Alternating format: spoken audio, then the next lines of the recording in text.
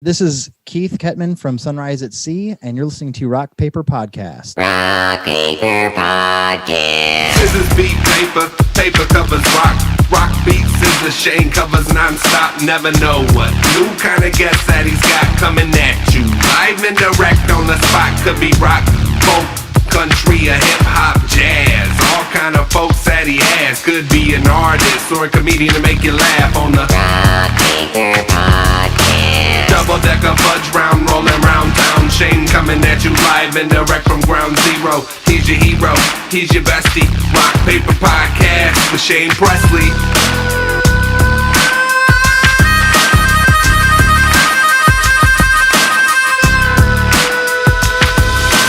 Rock Paper Podcast. Hey everybody, Shane Presley here, Rock Paper Podcast, coming to you from St. Louis, Missouri. Hanging out today with Keith Ketman of Sunrise at Sea. Welcome to the show, man. Thank you for having me. This is cool, bud. We've been running around St. Louis music scene for a while together. We kind of known of you, and we've definitely talked at shows and stuff, but this is what's kind of fun with this show is like we can kind of sit down and actually have a conversation and kind of get to know a little bit more about each other and not have to try to talk over a band or anything else. And so that's the fun of this stuff, man. Yeah, I think, I've known of Rock Paper Podcast forever, but I think the first time we actually physically met, I seem to think it was at Pops. Yeah, it was like maybe like a Road to Point Fest or something like that, or maybe our bigger shows. I don't remember, but I think it might have been the last time I was at Pops. Actually, I don't venture out there anymore. I used to play there all the time when I was like 12, 13 years old. My mom was like, "No, don't go out there. It's so dangerous." I'm like, "No, it's fine." Right. But I think it might have been with Ignore the Lights. I seem to think that was. I know that was the last show I was there for. I don't know if you had them on, but I was in that band for a minute. But I was out there supporting them, and I seem to think it was that one. Or no. Was it Many Colored Death? It's a good possibility, yeah. Okay, yeah. I think it was Many Colored Death. Now that I think about it, because they rule. Yeah. And then I did. Yes, they do, definitely. And Brent is an awesome luthier. I envy his works that he posts on Facebook all the time. His guitars look awesome, and I hit him up for a custom job, and I was like, oh yeah, I could afford that. And then bills came and car died and had to buy a new one and all that good stuff. So I'm like, nah, custom guitar isn't what I need right now. Wheels are. But anyway, yeah, Many Colored Death are awesome, and love them. I forgot how I came upon them, but they blew my mind. I've only seen them that one time. It was a couple of years ago. But they blew my mind. And then I know that I saw you once at Point Fest because you were standing right in front of me, and there's like a foot difference between you and I. I'm a statuesque 5'6". So, and I was like, I think that's Shane. And then it was like after the fact, like I think you had posted something saying, oh, I was at Point Fest. I'm like, so was I. So, but yeah, we've run into each other a few times over the years. And yeah. And I've been bugging you, I know, for a while to be like, well, once I have a project that's promoting, I would love to be on. But yeah, I seem to think I knew about Rock Paper Podcast long before that, but I was in Pirate Signal too. Okay. And they were on maybe once or twice, perhaps. Yeah, I think we did two of them so far. Yeah. That's another great group. Yeah. It's crazy to think, but I left them in late 2014, so it's been it'll be 7 years. It's crazy to think how much time has passed, but Nick, the bass player, and I go back. I've known him almost 20 years. He and I have played in groups together. I joined his band back, I think I was like 18 maybe, and I played drums for a while in that band, and then moved to guitar and all that. So yeah, I've known Nick for forever also, and Josh is a good friend. Brett and I forgot who the drummer is. I've never met him. I might have met the drummer at a show or something like that, but I forgot what his name is. But Brett replaced me in the band, so I never played with either of those two. Okay. But anyway. Let's go back. Like I said, so we're getting finally getting to sit down and talk and stuff. Take me back in, like you always from the St. Louis area. Is this No. Okay. So I was born in Germany, actually, in Bitburg, which is it's right next to Trier, which is the oldest German settlement in Germany, near Belgium. So on the west side of Germany. But my dad was in the military, but it's coincidentally my family is of German descent, with the two T's, two N's kind of give it away in my last name. But no, I was born there, and then came over. I think it was like 89. It was before my brother. I have a younger brother. It was before he was born, and then I lived near Champaign, Illinois, for a couple of years. Then moved to Phoenix. Then moved to St. Louis for like a year. Moved away, and then moved back, and kind of back and forth. But I've been here since 98, 8th grade. So ever since then. So was that just like bouncing around because of parents' work or something, or military, and just mom's indecisiveness as to where to live. But both of my parents are originally from St. Louis, so okay. But there's a lot of St. Louis isms that are lost on me. Even though I have been here the longest, there's certain things that I'm like, I don't get it. Like the whole high school thing. I used to think that was just because you were trying to figure out if you knew somebody from that school. All right. When I guess I found out much later that it was a status thing. So yeah. And as far as status goes, my dad's from Spanish Lake and my mom's from Ladue. So how did that ever happen? Yeah. I don't know, man. It is kind of one of those strange things that seems, I guess it really only happens here. Nobody else really gives a shit about what high school you went to. But St. Louis, that's like the go-to. Everybody asks for some reason. Right. And actually, funny enough, I did ask that question because it was legitimately because I was trying to find out if I knew somebody from that school. Right. And then come to find out that it was like I dated a girl that went to this school, and that friend that I met years later was like their best friend, but the girl ended up moving to Colorado. So it was like one of these things where we met after the fact, and then she goes, "Oh my God, you're Keith." I'm like, "Yeah, I always have been." She's like, "Oh my God, I remember she used to talk about you all the time." I'm like, "Oh, okay." So it was one of those weird roundabout things, but right. Anyway. So you've been here in St. Louis for quite a while now.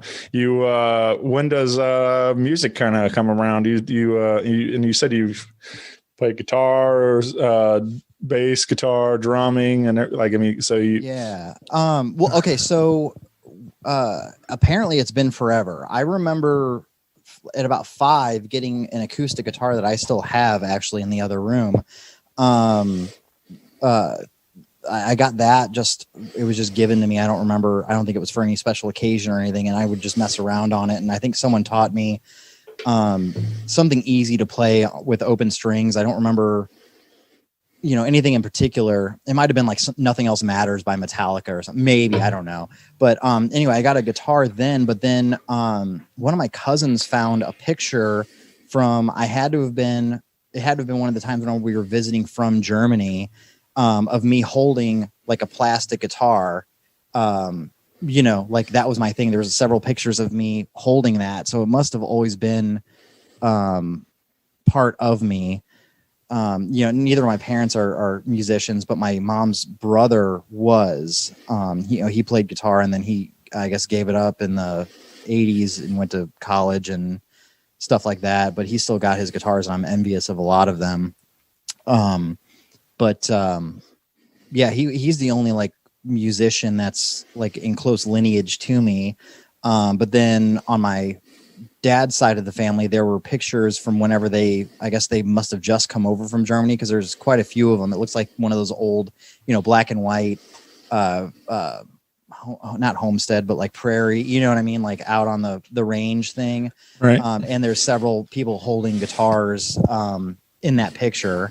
So, or it looks like it, you know, it's extremely washed out. So I think it's something that's in my gene. Oh, you know what? I forgot my cousin also played guitar, you know, and she's given me quite a bit of gear over the years too. She gave me this awesome Jimi Hendrix wah that is all over the album and stuff. So anytime you hear a wah, it's that Jimi Hendrix wah that I probably wouldn't play it live because I think it might be rare. I know they don't make them anymore. That was from like 20 years ago.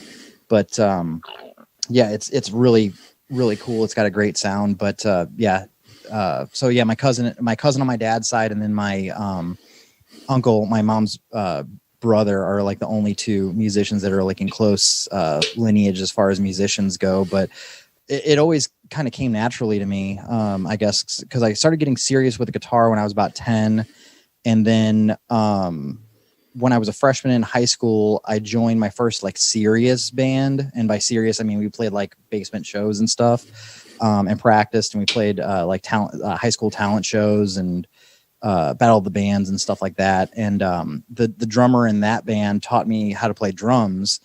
And literally he was just like, you know, with one hand, count to 4, on 1, stomp your foot, and 3, hit your other hand. It's like, right. Okay. And literally that was all he taught me. And from that, I learned by listening to Nirvana and you know, really watching old Nirvana videos of Dave Grohl playing. And, you know, so that's how I learned drums. Then I also took a piano class that year, and I didn't really learn piano per se. Like the teacher taught us the notes. It was kind of the same way as the drummer taught me. You know, it was, these are the notes on the piano. These are the notes in the on the sheet music, and these are the rhythms. You know, and so then it's like they kind of give you the tools, and then I learned everything else by ear and by reading. I can read music, but I can't sight read music. I'm horrible at yeah, I wouldn't be able to do that. But I can read music. I know, you know, obviously theory and stuff like that behind it, but that was freshman year. And then like throughout grade school and middle school, I played string instruments and stuff like that in an orchestra and Suzuki and, you know, other school programs. So I kind of always played. And then all of that knowledge and experiences helped me with compositions and stuff like that. So, yeah, you know, I've talked about it a bunch and on the show, but I always think about, I gave it a try. You know, music. I've always been a giant fan, but I tried to play in like 6th grade. It was like, you know, open call for school band kind of thing. And I was like, all right, well, a bunch of my friends were doing it. So I was like, I'll give it a shot. And I walked in and I was like, I'll try cornet. Just, I don't know. It was something. So I was like, we did the whole instrument rental thing, and I was practicing and trying it and was never really any good. And I remember going like back to class one day, and my band teacher was like, essentially said like, you're either gonna have to try really hard or you can go back to gym class. And I'm like, all right, well, I'll see you later. Like, you know, it's like, I'll go back to gym. And, I did much better at sports than music. So, you're not fooling me. You got a guitar behind you. All right. Yeah, I do have one. It's a nice autographed guitar. So, oh, okay. Never mind then. I don't have any idea how to play it though. Yeah. Okay. It's autographed. Yeah. You don't want to play that. Yeah. But yeah, man. Did any of those bands, the bands that started taking it seriously, playing the basement shows and stuff, did any of them like pan out? Did you what was like the first like thing to really like get going like for you? Let's see. I seem to think that every year in high school I would be in a different band. Like it would last the school year or through the summer and then the beginning of the year. What were some of those band names? You got those are always funny. The first one was Oddity. We named that after a Coal Chamber song. All right. So we were a little bit, I guess, heavier-ish. I mean, that was like the first time I ever was like writing stuff or coming up with anything and presenting it. And that was what it was. It was like the first riff I ever wrote really was kind of a ripoff of Anthem of the Year 2000 by Silverchair, because I figured out how to play the Silverchair song, and then I was like, hey guys, let's like cover that. And then I couldn't remember how to play it. So then I like improvised something, and it's totally doesn't sound like it at all, but it became that thing. And then like, I guess it was probably more grungy than like heavy, but like that was like 99. So we were all listening to Korn, and yeah, man. Coal Chamber was the drummer's favorite band, and he used to do the drummer in Coal Chamber did these really cool like things in breakdowns where he'd just be playing on the cymbals and like kind of keeping a beat with the bass drum and stuff, and like cymbal flourishes and stuff like that. And so the drummer in that band would do that, and so I kind of love that. And so actually, now that I think about it, I'm gonna write a song with one of those in there. It's been a while since I've done that, but yeah. So he was really into like that, and Orgy, and Limp Bizkit really wasn't the thing. Like I love Wes Borland's guitar playing, but as far as like the band itself, it was okay. It wasn't one of my more favorite bands, but I mean, that's what we were listening to at that time. That was like all we listened to. And of course I always listen to Nirvana. Like my top 3 favorite bands of all time are probably Nirvana, Offspring, and Foo Fighters. They were the ones that like got me into like just learning. I used to know how to play every Nirvana song, every B-side, every single thing they put out, except for like whenever they released the box set where there's all these demos of like half songs and whatnot. But like all the album tracks and all of the B-sides and stuff like that, I used to know how to play all of them. Yeah. And then Offspring, because Smash came out right around the time, maybe a year before I started playing guitar. And so I listened to that album all the time. Oh yeah. And I had the Batman Forever soundtrack, and that had an Offspring song on it too. It was a cover of a Damned song, but yeah. So Offspring was big, and then Foo Fighters. I remember it was definitely after the first album came out. It was before Color and the Shape, and then I listened to the first Foo Fighters record, and I'm like, oh my god, that's awesome! Like this is amazing. And then that was what put it in my head, because I found out later that Dave Grohl recorded all of the instruments himself, and I'm like, I could do that. So why don't I learn all these instruments? And then if there's a band that I like that needs somebody and I know how to play those instruments, I can join like as a fan and a fellow musician. And that's kind of a principle that has served me well over the years, just because of being able to kind of assimilate into different instruments and different styles and different bands and whatnot. But anyway, we went off on a tangent, but yeah. So the first band names, Oddity was one, and actually it was misspelled. It was with one D. That was because someone, a friend of the band had done a Light Bright, because we played a Halloween show, did a Light Bright thing, and I guess either forgot the D or something, and just looked like Oddity. Right. Kind of like the that thing you do with the Oneaters. It kind of reminded me of that. So Oddity, and then let me see here. Sophomore year was Quarantine, which is very appropriate now. Hey. I named that after, it was a computer game that, and this is dating me for sure. It came on 5 different floppy disks. So you'd like beat a level or a couple levels, and then you had to load in the next disc, and so on and so on. Right. But that was that. And then junior year was, this band went through a million different names, but it was like Easy Company for a while. I think that was after, they named it after Band of Brothers or something. I never saw the show, but I think it was some military show at the time. And then Pen 15 was the name for a minute. We thought that was hilarious. Right. The old Pen 15 Club. Oh, the Wheelers. The Wheelers after, did you ever see Return to Oz? That Oh yeah. Yeah, the Wheelers were like the flying monkeys in that movie. Which were super creepy. Yeah, oh yeah.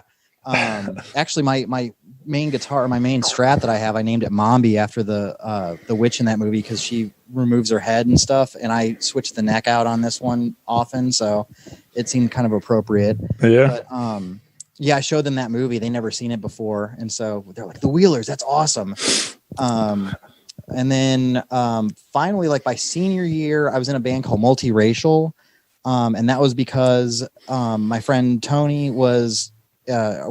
is Asian, and then our friend Owen, his mom was African American and Hispanic, and his dad was white, and then let's see, and then we went through a few different bass players and stuff, but it was kind of a culmination of all of the races, we thought, and so it was like, yeah, we'll make it obvious to people and be multiracial. I think that was it for high school, but yeah, I mean, I've been in a million different bands since then and whatnot. I heard a really great interview with Dave Grohl and Foo Fighters on Stern Show this last week, and that was really, really a lot of fun. I mean, of course, like Howard's one of the best, but like it was just a great interview, just hearing them sit and talk for a while and getting to play some great tunes. But Dave was saying that him and Pat and Chris, like they often jam as Nirvana now and stuff, like, which I thought was pretty cool to hear that they're still playing and together and stuff like that, like in that sense. And but he said that was like a lot of why he was actively wanted to become a singer and a guitar player, not a drummer, because he said that it would have made him sad to not have Kurt up there and stuff. So like it was like he didn't want to just be the drummer in another band and stuff after Nirvana ended and stuff. So he talked about how he was even offered the opportunity to go on the road with Tom Petty and the Heartbreakers. They played a gig. He played with Tom Petty at Saturday Night Live, and then Tom's like, "Well, join the band. Let's go on the road." And he said, "No, no thanks." And I was like, "That's pretty wild to think about, just turning down playing with Tom Petty." But yeah, well, he talked about that in the Back and Forth documentary. I don't know if you've seen that one for Foo Fighters, or he talks about that a little bit. But as far as the Tom Petty thing, I saw that episode back when Comedy Central would air old episodes of SNL, and I go, that guy is totally playing like Dave Grohl right now. Like, this is, I don't even remember what year this was, but this was probably early 2000s, and I'm like, that guy is ripping off Dave Grohl left and right, like the way he's hitting the cymbals and the drum placement and all that stuff. And then and he had cut his hair, so you couldn't, I mean, it didn't look like him really. And then I guess at the end, whenever they're all standing around, I saw him and I'm like, oh, that's Dave Grohl, sure enough. But actually the reason why I wanted to record today is because it's Kurt Cobain's birthday, so that was why I picked this date specifically. Whenever you had asked, like, "Oh, what date works for you?" I'm like, "Well, not the 20th," right? But So that sentiment that he said, where he was like, "Well, yeah, just I didn't want to play drums because," or no. In the same interview, he says, he asks, and it's a very non-musician question to ask, where he goes, "Do you ever go back and listen to the old Nirvana records and just like relive those days? You wish you were back in those days and blah, blah, blah." And he goes, "No, because it's painful."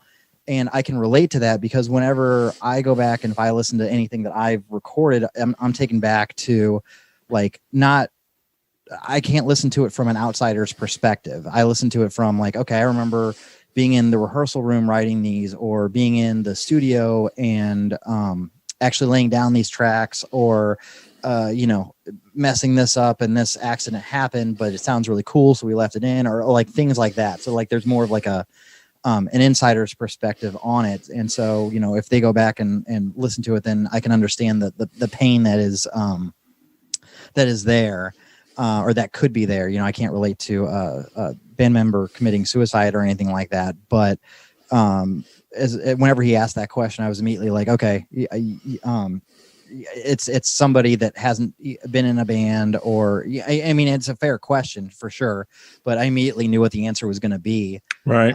Or their point of view on it. And I did think it was a really good question and a really good answer, but at the same time, I was like, I know exactly what the outcome of this is going to be. Sure. So you mentioned, kind of how Dave, the way he approached the writing the first Foo Fighters demos and stuff that he played, everything, and that's sort of what inspired you with Sunrise at Sea, right? Yeah, and basically just a lot of writing in general, because the way that I look at writing is more from like a compositional standpoint, or yeah, I mean, I guess that's pretty much it, like how the parts all work together. So generally I won't write something that is to show off something. It's more a means to an end. And just so everybody works together. So like there'll be times where I'll write something where it's like, okay, well, I need the drums to be like 4 on the floor, straight ahead, very basic, just lay back, be in the groove, keep it simple.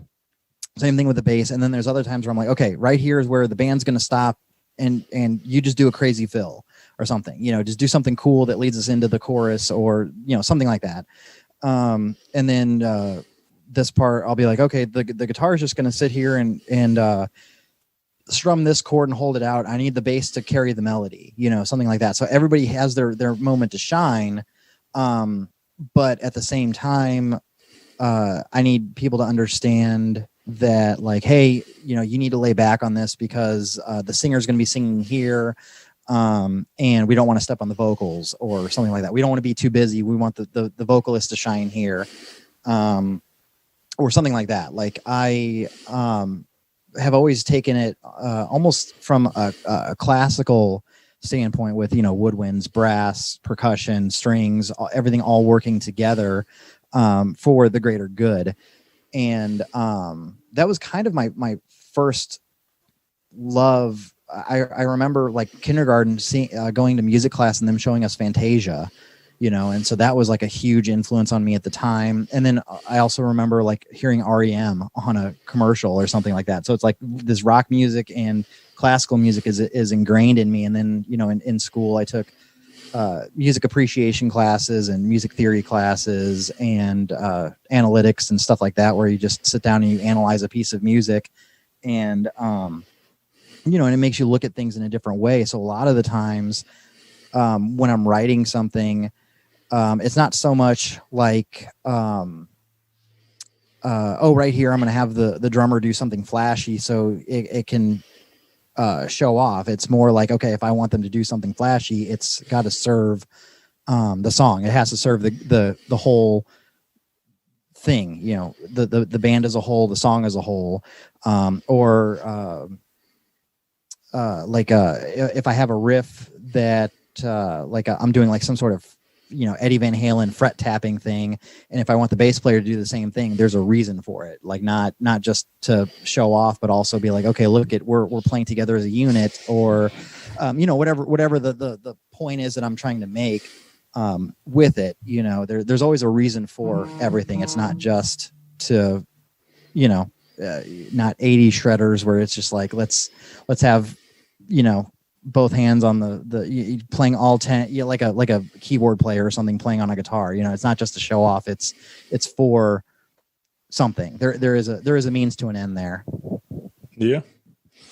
So you this project you were saying kind of started in 2020 through quarantine. You were just started kind of composing these songs by yourself. Is that correct? Sort of. Okay, so Sunrise at Sea was born out of the previous band called Astronaut Cosmonaut.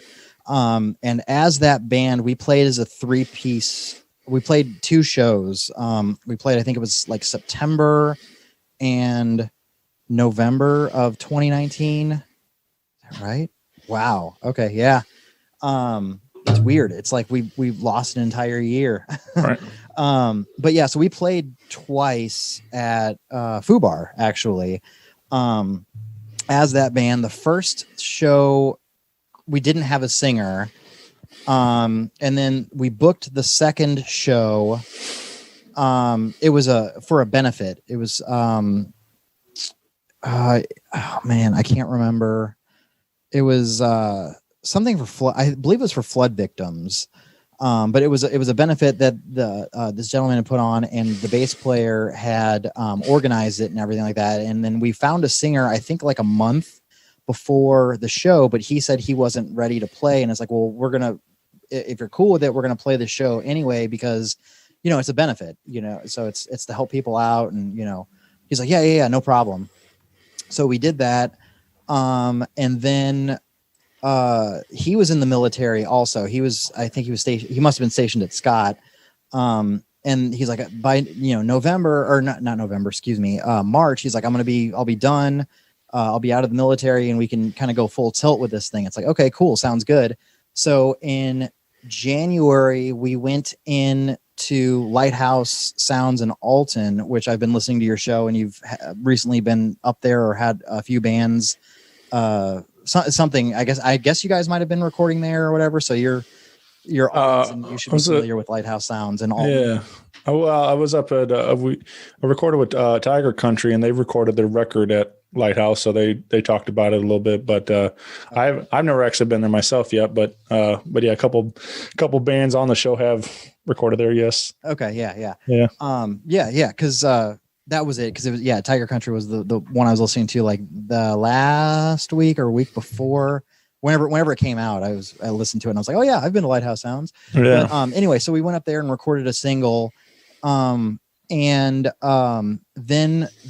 we went up there one day. We only did one song. We tracked everything one day. And then I think we laid down the vocals and got the mix back and wanted to go back and like kind of redo a few things. And so we did.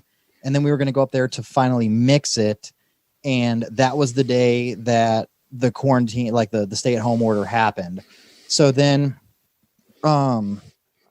we all stayed home for, that would have been like early January. So like, let's see it. So then, yeah, it was like maybe late February is whenever we were supposed to go in there. I think, I don't remember, somewhere around that time. And then the singer was like, oh, well, actually I'm getting moved to Boston. And we didn't realize that his wife was in the military. So she got transferred to Boston. So he left the band. And then that song ended up not getting finished. And so then come like May, because I was quarantined at that time. And I'd been demoing stuff like, for the last several years, but we only ended up having like 5 songs, because Astronaut Cosmonaut had been a band since 2018. I think it was May 2018 was whenever we got together. So for 2 years, we only had 5 songs that like the entire band could play. And so in my frustration, I was just kind of like, I'm going to kind of go my own way. And you know, I wasn't sure if I was going to keep the name Astronaut Cosmonaut, but then I kind of fell out of love with it. Whenever we selected that, it was my suggestion, but I let the other 2 guys kind of pick it, and that was the one that got the most votes. But in the end, I kind of was like, I don't know. I kind of want to start fresh and everything. And then Sunrise at Sea was another name that I had that was in that group, and that stemmed from I was on a cruise a couple of years ago with my son, and I told him on the last day, I was like, I want to go up and see like what a sunrise at sea looks like, and or what a sunrise looks like, on the ocean and whatnot. We were in the Gulf or the somewhere around there, and I was like, I want to see what this looks like. And so I got up there like right before the sun broke the horizon, and then just watched it come up. And I wish I would have had the forethought to use my camera and do like a time lapse or something, but it was really cool. It was probably one of the most beautiful things I'd ever seen, and so that's what inspired the suggestion, and then that's what inspired the name as well eventually. And so just thinking, it could be a very beautiful thing, but then also, there's storms at sea too, so it could be taken that way too. So it could be a very beautiful thing and a very scary or dark thing as well. So I kind of like the dichotomy of that, whereas Astronaut Cosmonaut was pretty self-explanatory.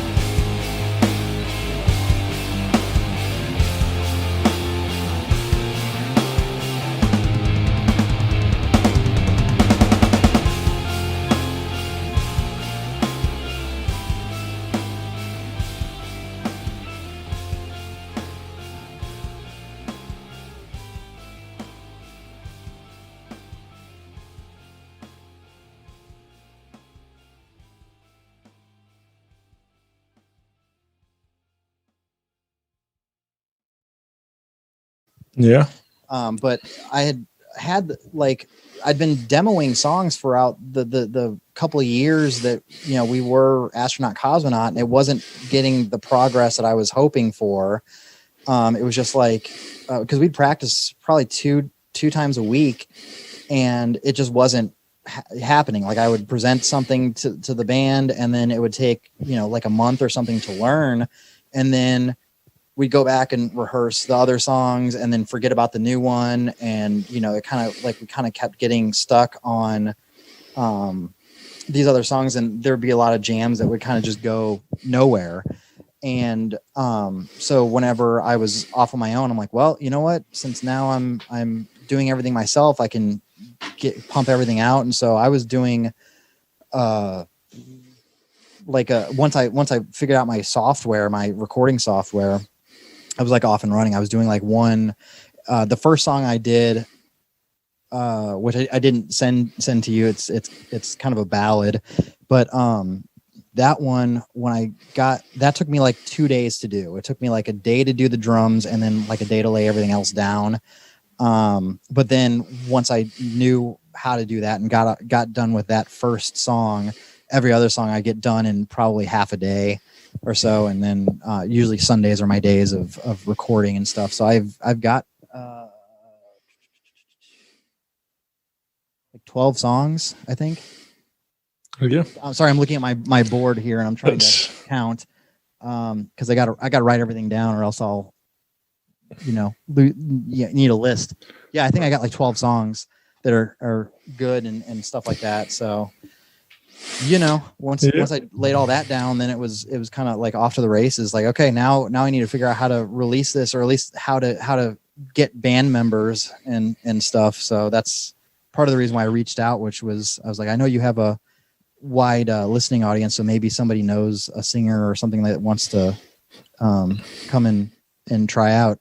Right. So right now, Sunrise at Sea is just you, and it's an instrumental project. These recordings that we have that you are, again, just you on playing guitar, keys, bass, drums, and but you want this to develop into a live band, right? You want add more people to the band and have a singer and stuff. Is that that's the goal? Yes. Actually, so I do have a bass player. He and we jammed once a couple weeks ago, and then Valentine's Day was last Sunday, so we're jamming again tomorrow. And I'm just getting him up to speed on the tunes and stuff. I sent everything to him, and then he was like, "Oh my God, okay, this is a lot." I'm like, "Yeah, well, I mean, I kind of wanted to show you that I'm serious. Like, I got stuff, right? I got tunes." So but yeah. So I got a bass player.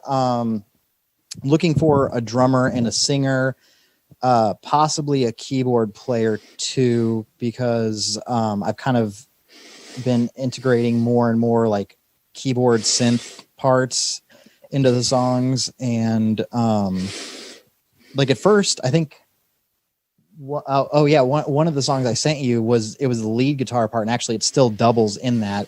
The lead guitar part is being played along with the synth. Or actually, it's a keyboard, but I kind of has a synth sound to it. But I was like, no, you know what? I kind of want to make this sound a little bit more, like a little different than just guitar, bass, and drums. So then I added the keyboard part on top of it, and so it'd be like the first time of playing in a band with a keyboard player. So I might be looking for that too, because I just love the sound of like classical piano, which you can. I can play it, but I can't play that while playing guitar at the same time. Right. I'm not Matt Bellamy from Muse. I'm not that good. Well, let's drop in.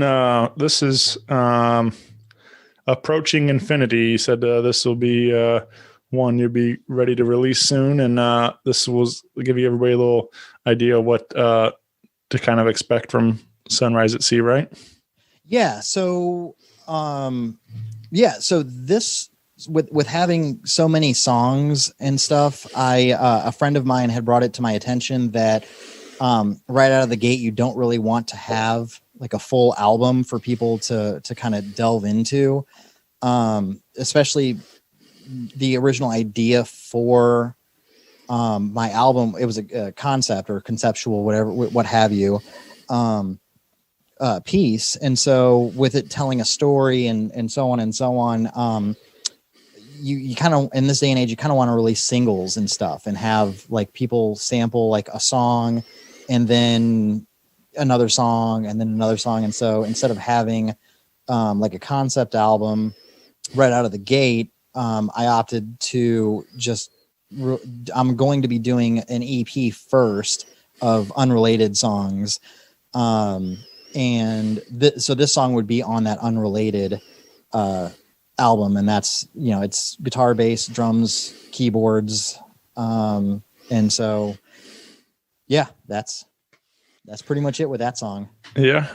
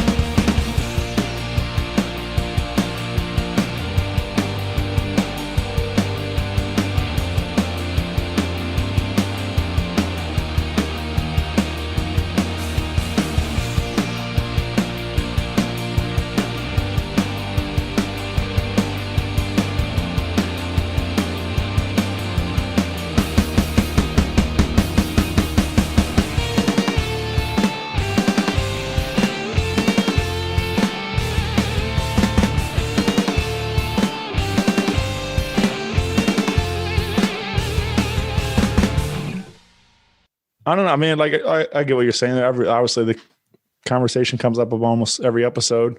Everybody's trying to figure out the best way for them to release music, but also I kind of think that's the fun of where we're at now with the industry, where there are no rules, man. You can do whatever you want. I mean, like, I think, if you were wanting to do that concept record, like, I don't think there's any harm in it. I think if people will listen either way eventually, it's just like, but I do feel like it's better as, marketing, I think, to constantly just keep hitting them with fresh material all the time, just like new song and stuff. And like, it's like, because it can easily get lost in the shuffle of things, like, hey, here's our whole record. And then like, we'll see you next year, kind of thing. Like, it's instead of keep promoting the same record over and over for a year or something, like, at least if you have a new song every month or whatever, it's something to keep people engaged much longer, keep that fan base involved. Yeah. And that's kind of, luckily my girlfriend is marketing genius. And so she's been offering me pointers and all that stuff. And we had come up with something pretty cool for the concept album. And but then at the same time I was like, well, I don't want to put in all of this work and have it not go noticed. So I'm kind of going the Ludo route where, they released their first, they released a full length, but obviously this is back in the day. And they built their fan base on that. Then their second album was The Broken Bride, the concept, the big concept album. And they had the people there to listen to it, as opposed to if they would have released Broken Bride first and then their second album or their first album second. I think it wouldn't have gotten as big, or there wouldn't have had as many people care about the story that they did. And so that's kind of where my thought process is like, okay, I think it's a great story and whatnot, but I want it to reach the widest audience possible.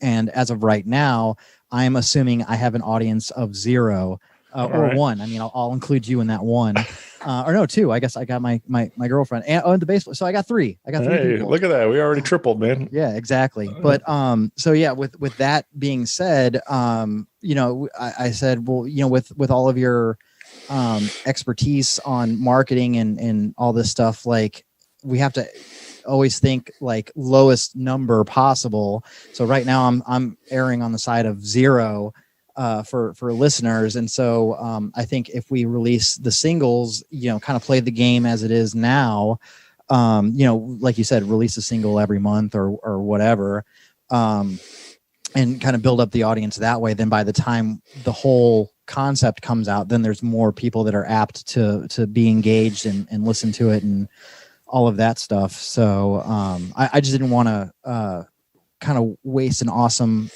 marketing and album concept for no one to hear it, like right. I guess the old adage of if a tree falls in the forest, does it ever make a sound? Right. So, that was my constant worry. And so that's why I'm like, okay, you know what? I'll release my unrelated songs as an EP, or I can release them as singles as well. Because there's nothing that ties them all together.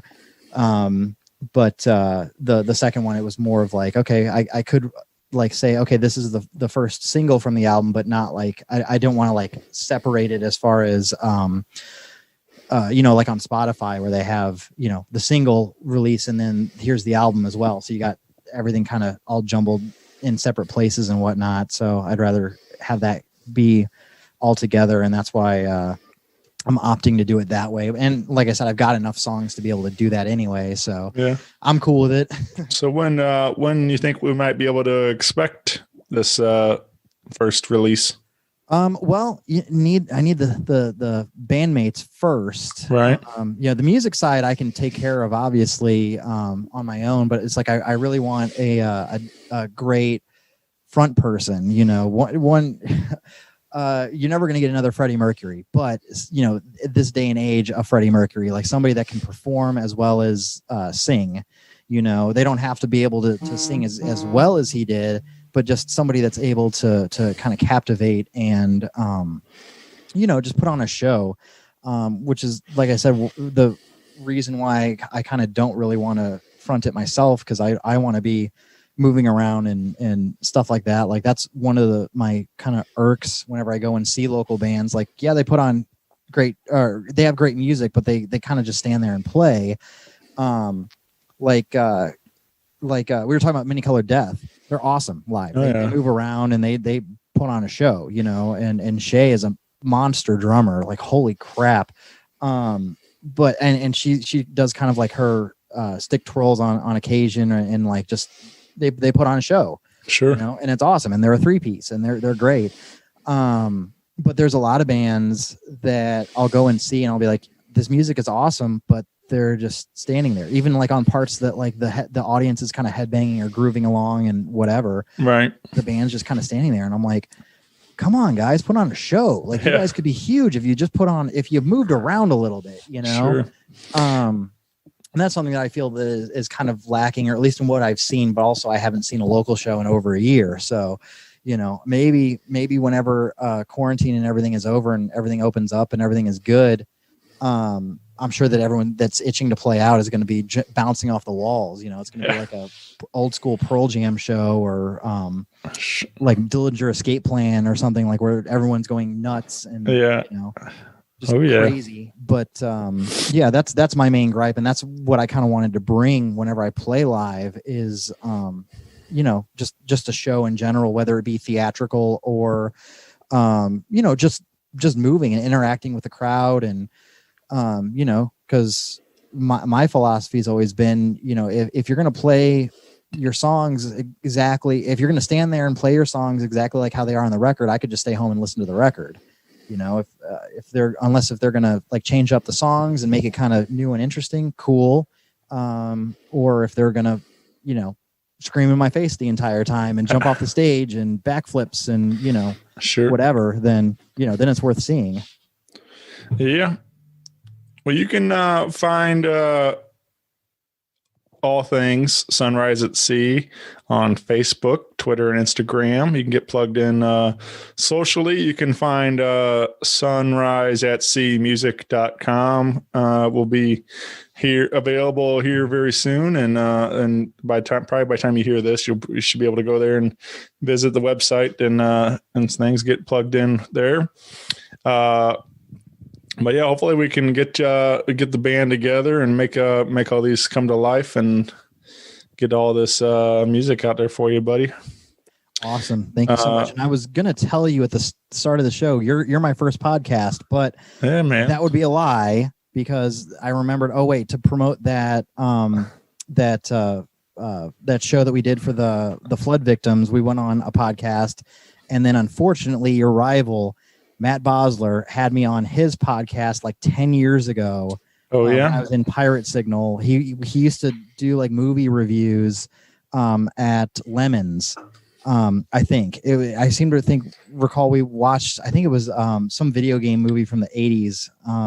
Maybe the one with Fred Savage in one. You know what I'm talking about? No.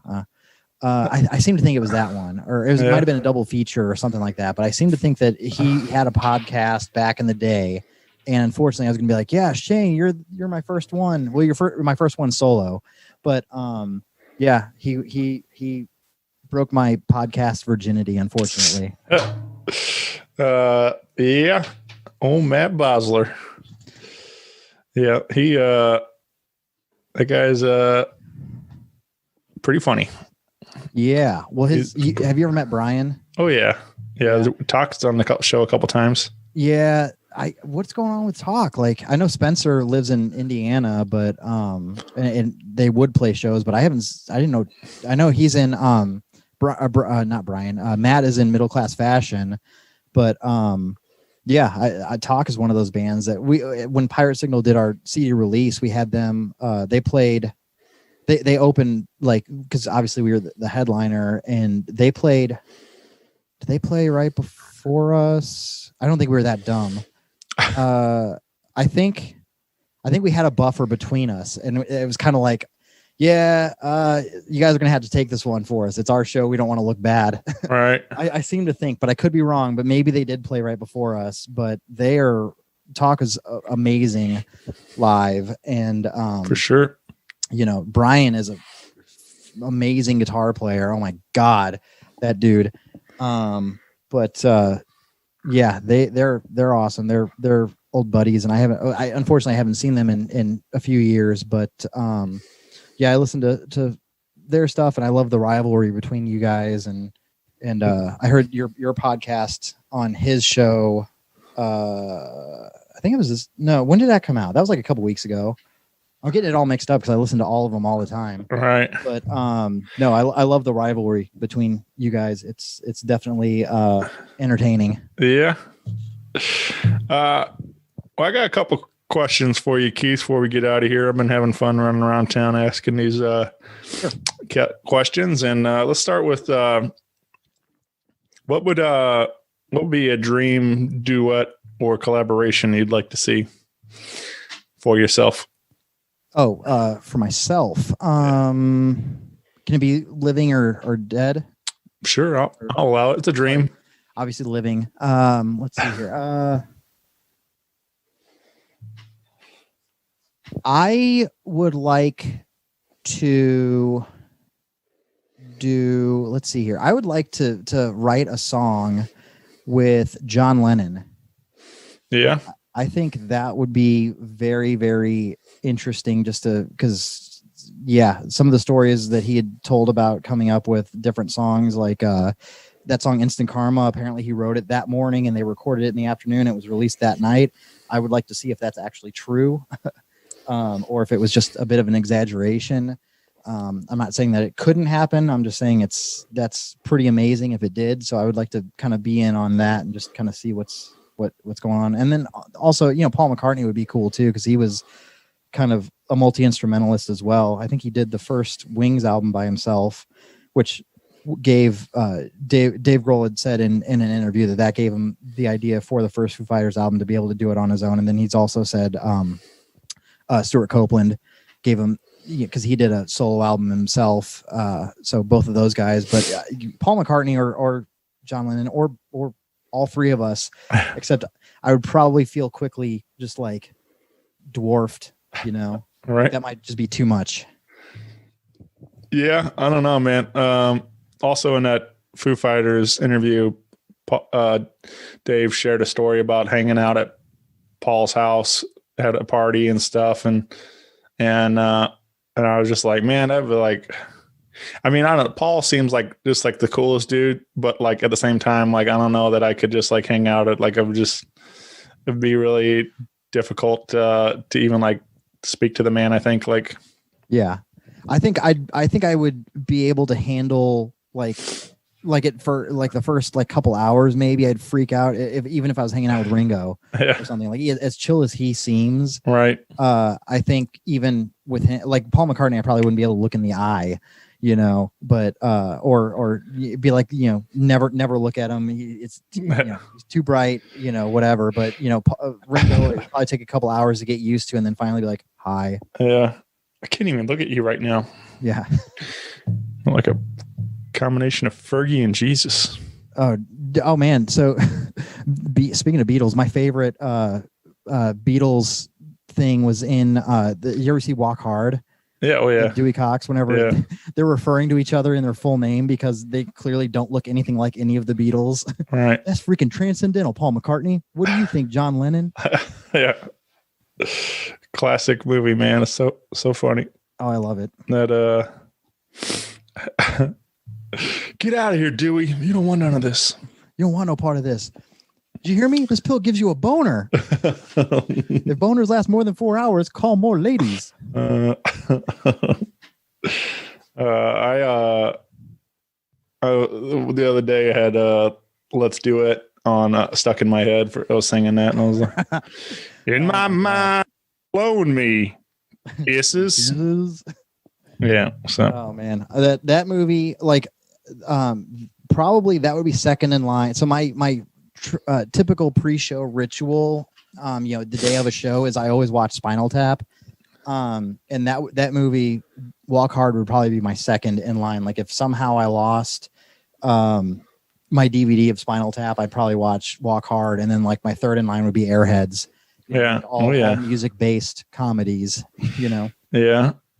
So I listened to this podcast, The 500 with Josh Adam Myers, and it's Josh is like going through Rolling Stone's 500 greatest albums of all time, and it picks sometimes as musicians, sometimes comedians, and different people involved in the records, or just is a lot of variety in guests. But he sat down with Harry Shearer and talked about now I'm blanking on the record they did together. Either way, but it was like you get like half interview of the guests and half about the record. So like there was a lot of fun, like hearing some Spinal Tap stuff and hearing Simpsons stories and different things. So it was a really a fun interview. So if you're a fan, I would recommend checking that out for sure. Definitely. Well, speaking of Spinal Tap, I had asked a guy that I've become friendly with through Facebook.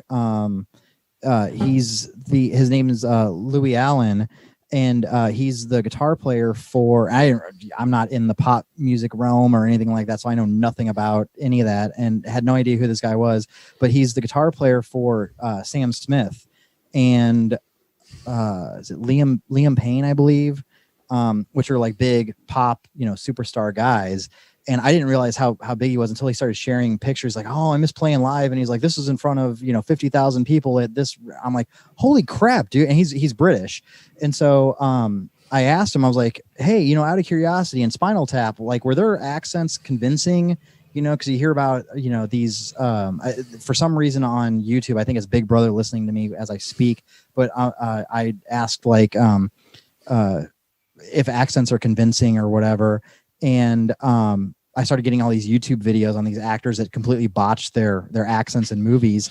And so I asked him, I was like, do they sound British? He's like, oh my God, yeah. Especially the guy that plays Nigel. He sounds like spot on. I go, oh, I think it's because he's like, his family is British, or he's like some sort of royalty or something like that. But so I asked, a British person, and he said they're spot on. So that they're not only are they great musicians, but they did really great British accents. And I've also shared the Nigel scene where he's doing the guitar solo, and he like picks up the violin and like is running the violin strings across the guitar strings, and it's just noise. And I'm like, that's me. If I ever got a guitar player, that would be me. Right. And also the scene where he's showing off his guitars and stuff like that. I'm like, that would be me if I had the money. Don't even look at that one. Don't point. If you when we get the chance, there's a Keith Ketterman biopic. Oh, wait. What was that? Keith Ketterman biopic. Yep, there we go. Who would you like to see cast to play you in the movie version? Denzel. Yeah. Yeah. I get told all the time how much I resemble Denzel Washington. Sure. And he's got great range. Yeah. Yeah, definitely. Or could we do like a reverse Robert Downey Jr. in Tropic Thunder and have Denzel in Whiteface? I think that's possible. Is that okay in this day and age? If I say it's okay, it's okay then, I think, right? I mean, it is your movie. Yeah. I mean, I think that would work. Yeah.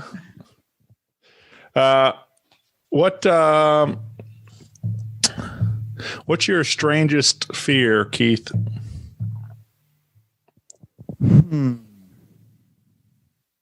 Fear or phobia? Either way. Well, because that's not strange. I'm deathly afraid of snakes. Yeah. Like seize up, like a Jeff Daniels in Arachnophobia thing, except like at the zoo when they're behind the glass. But even whenever I go into the building, I can't think of what it's called. Whenever I go in there, I still like am like, oh my God, a snake could get out in here. And, I had run-ins in my childhood that definitely developed that fear. But as far as another fear, failure in general. Sure. And it's been enhanced more so now that I'm a father, because you kind of want to be an example for your children, and I mean,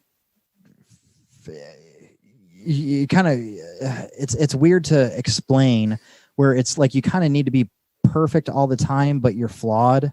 Like, like I only realized that my parents were flawed once I became a parent.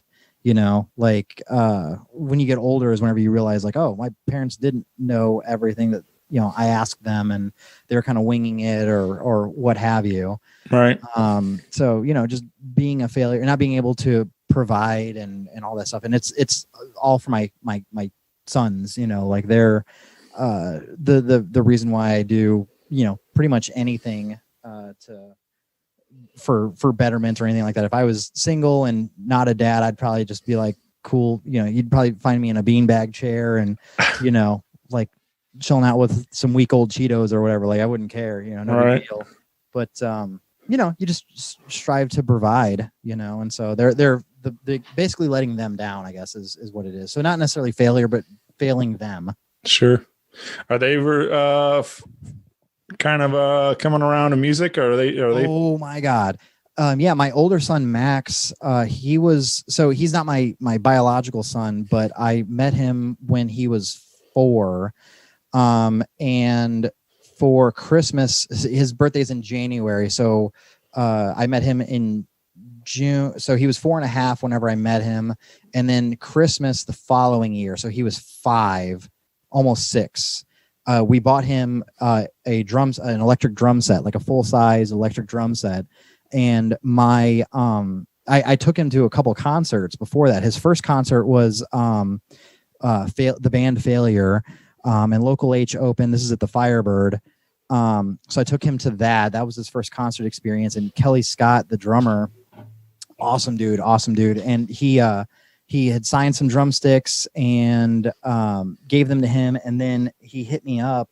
That concert was in September, I think. And he hit me up like a month later, because we're friends on Facebook. We talk every so often. But he hit me up and was like, hey, what's your address? And I told him, and he's like, okay, cool, thanks. And then, like, I don't know, a couple weeks later, there was a package of drumsticks for Max, because I had been taking video of him. Like I would sneak in and hear him. He's singing a Failure song and drumming along to it. Not really, just playing on it. And he had like a little chair that he was using like pencils on. And so he sent him some drumsticks for Christmas. And then that year we got him an electric drum set, and like a full size, like he had to sit on the stool. He couldn't play the bass drum or anything like that. For that. And the first song I ever taught him was the Sweater Song from Weezer, because it's super simple, but he'll go in and I've got videos from whenever we would go into Guitar Center. He would play that opening beat and play the Sweater Song. I mean, it's the same thing the whole time, but that opening fill, he'd play that. So he started whenever he was about 5 playing drums. And then my younger son, Henry, he's 5 now. And he likes to sing, and I've got my piano. He'll come up and just kind of start playing on the piano a little bit, and then he'll strum one of my guitars on the stand. But sometimes he'll ask, can I play? Yeah, no problem. So I'll pick it up and give it to him. So he's got an interest for sure. My older son, he only wants to play drums, which is it. I mean, either way, it's fine. And then that age-wise, that would work out, because they could be the next Van Halen.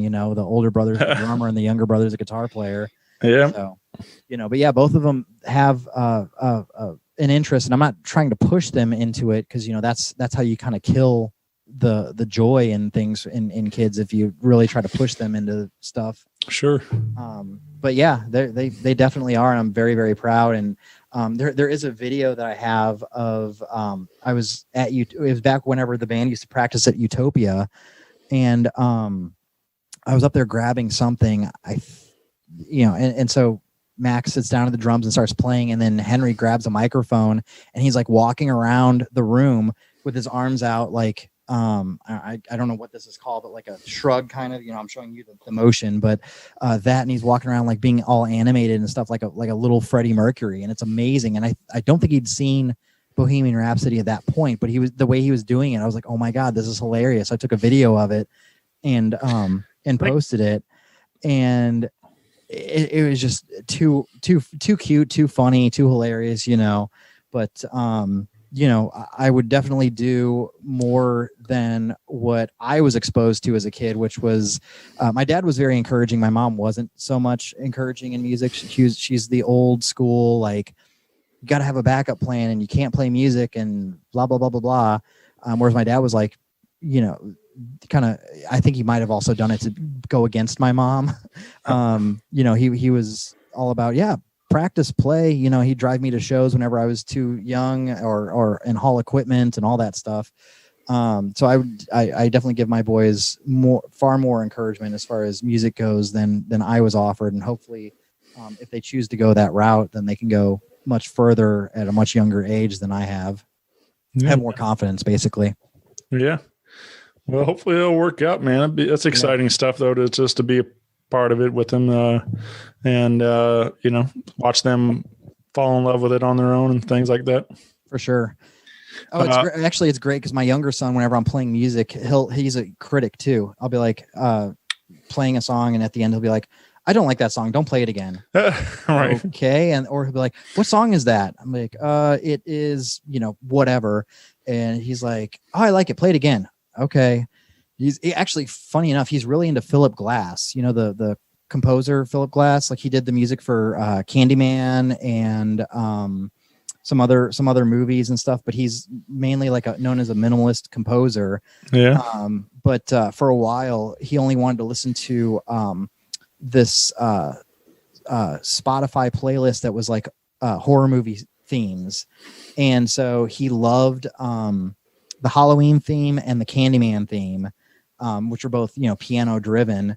And so he'd be like, play that again, play it again, play it again. And so he's got an ear for music, and it's almost startling how much of a carbon copy of me that he is, and when he was younger, his favorite movie, he knows all the words, and he'll randomly bust out into songs from Nightmare Before Christmas. He'll just start singing that, random songs, and, right. And I'm just like, that's hilarious. You're too cute. I want to pinch your cheeks. Yeah. Well, buddy, this has been a ton of fun, man. I'm really glad we made this happen today. Yeah, I appreciate it. Thank you so much. And again, find Sunrise at Sea, Facebook, Twitter, Instagram, sunriseatseamusic.com. Oh, wait, sorry. All the socials are Sunrise at Sea STL. Yeah. Sorry. Yeah, my bad. Oh, you're all right. But yeah, and then hit up Keith if you're interested, right? Yeah.